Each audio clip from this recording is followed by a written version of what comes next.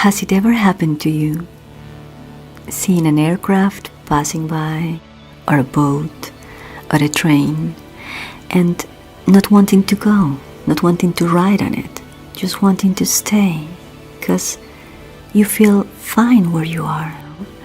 Imagine being at a sort of an airport or harbor, where you could actually live, where you could learn, share, meet the most amazing people, and do the most amazing things right there, on the spot. Well, such a place does exist. It has a name. We all call it Berlin.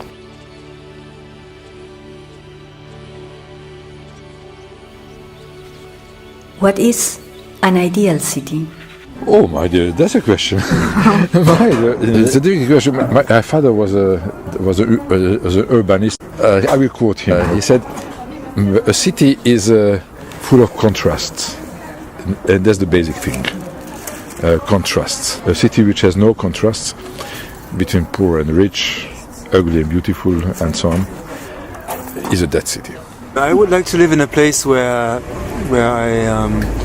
I can feel like at home, which means for me that I have a little bit of privacy, but at the same time I have a community of people that I live with, and at the same time I can keep myself, and I have a room where I can live quietly, or space for myself, where I can go when the day is over and to rest, but also to have a few people around that I like and that like me, and that we can share certain things. A general idea could be that people has to feel free and to feel happy in the city, in the place they live. I live in a big flat with 6 people, and we have big shared space. But what I miss actually is I see that I need more space for myself. What is enough space for, because when I move out in the next years, of course also it will get more and more difficult to find a space that you can afford and so on, and I'm not in the mood anymore to move several times over the next years, I'm getting into that kind of stage, not forever maybe, but to stay there for a while. And so what is the right size? This is a difficult question. It's kind of to find the right middle way, I think. In an ideal city, I would like to visit places on my own, without asking for help, without asking for a ramp, without asking for the special entrance for people with wheelchairs, and where I feel welcome. People are the most important factor of the city. Nice spaces, indoors and outdoors. For me, it's Berlin, and my ideal place in Berlin will be Tempelhof.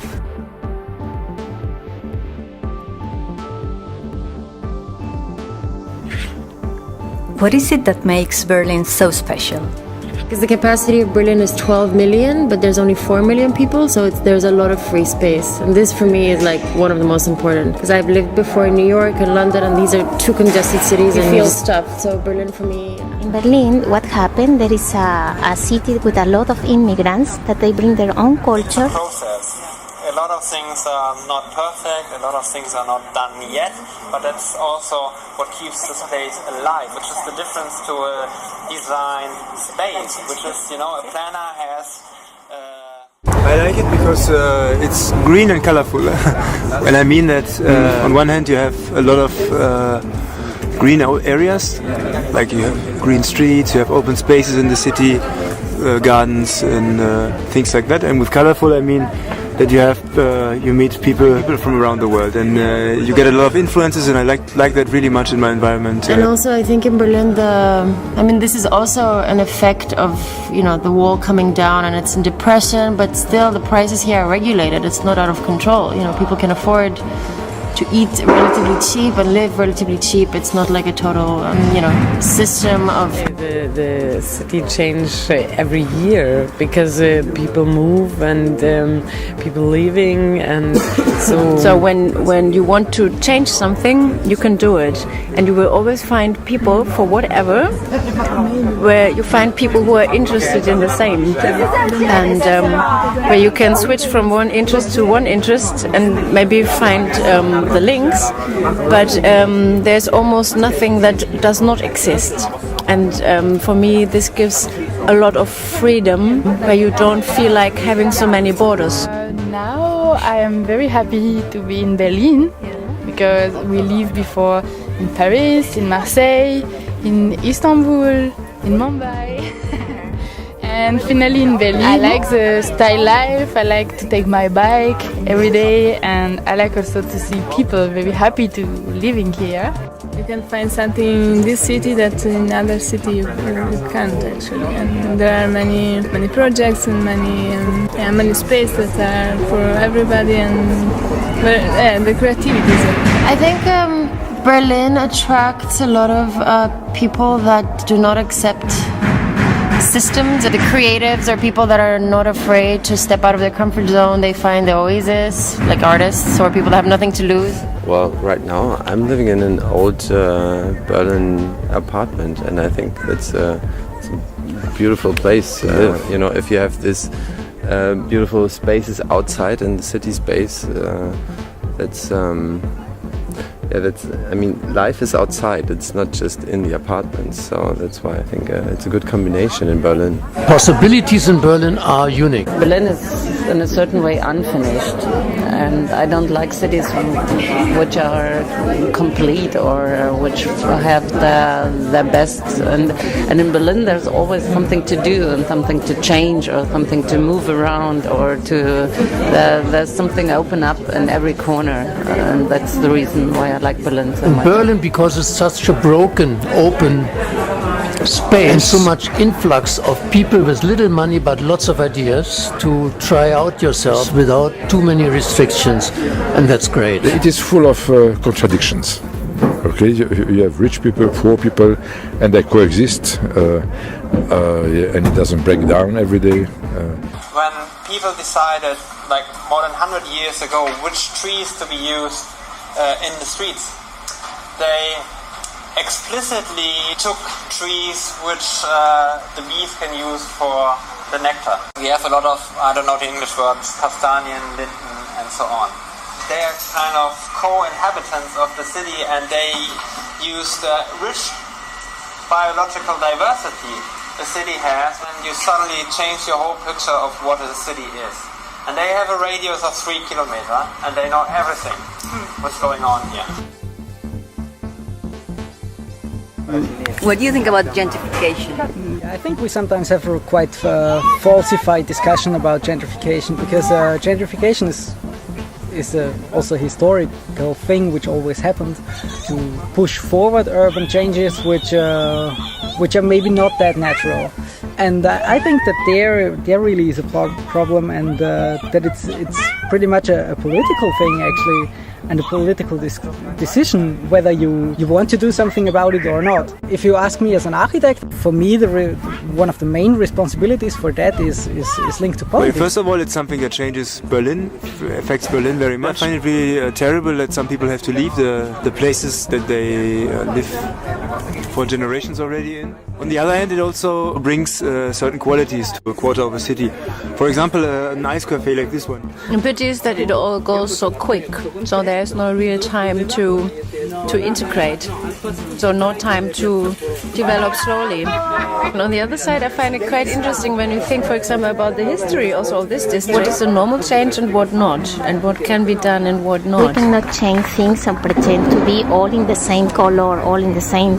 I feel that's it's a pity that people have to leave and can't afford anymore their rent. Yeah. And here in Berlin, there are many of these open spaces still there, and there's a certain awareness and I can even say an instinct that one should not allow that these spaces will be closed down over the years by the so-called development. This can never be the future. Impossible. The most sustainable way to effect changes in the world is that you are living what you are preaching. If you preach, yeah? Or in other words, even better, you don't preach at all. You do what you really believe is true, and you check yourself very carefully whether it's really true or you are just the thing. And at the end, to understand, occupy outside will only work when you have done it or you do it at the same time inside. To occupy yourself.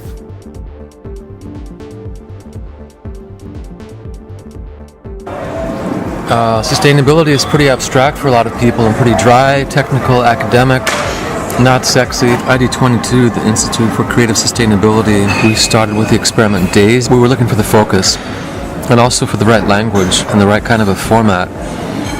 So instead of just talking about sustainability in general, we talked about the experimental city or experiment city, and we focused on Berlin topics or Berlin questions like the reuse of vacant land and buildings, and possibilities for participation or self-organization. So community gardens, cultural projects, community housing, things that Berlin is quite strong with. So we think it's important to begin with the local cultures and the local interests, the local possibilities. There's quite a strong history of self-organization.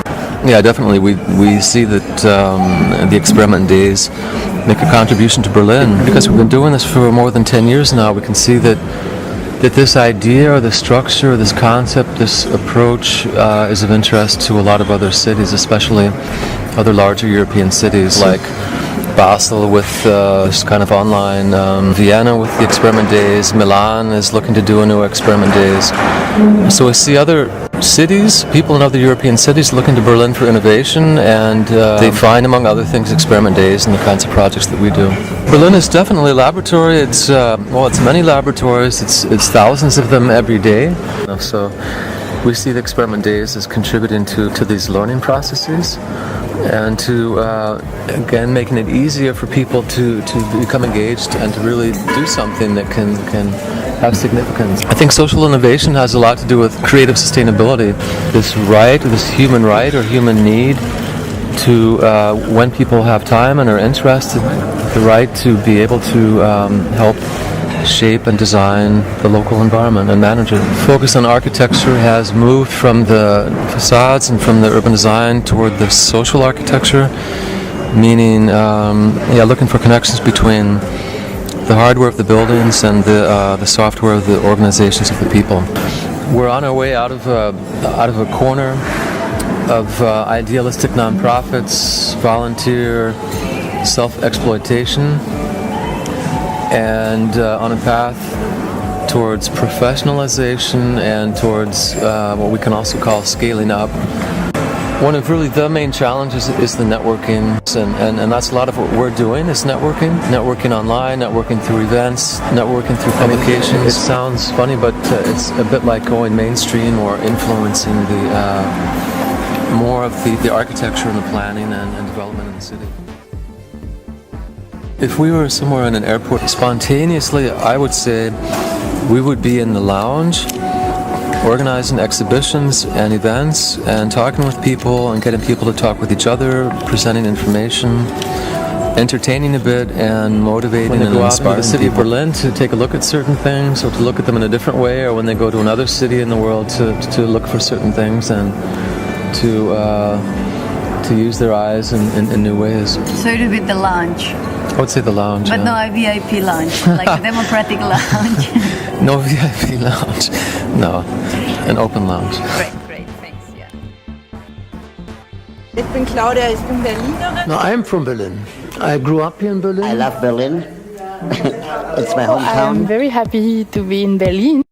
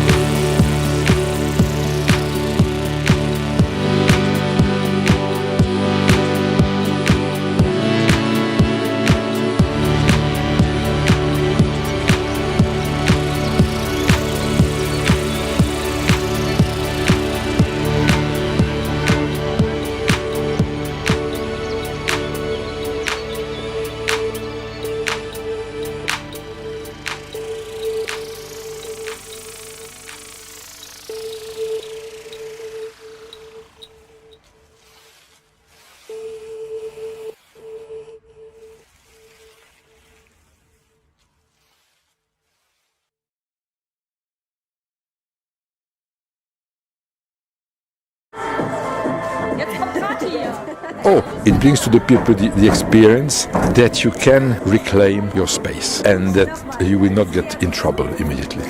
And that was our aim. The experiment has worked. It's the experience of the commons. The media feel that it's not just something pretty and showy, that there is something else, and they want to find out what it is. Our language already has been colonized by power structures, and people have to rediscover the language which they speak actually, and not the language which they think they should speak. And in the city, it's the same thing.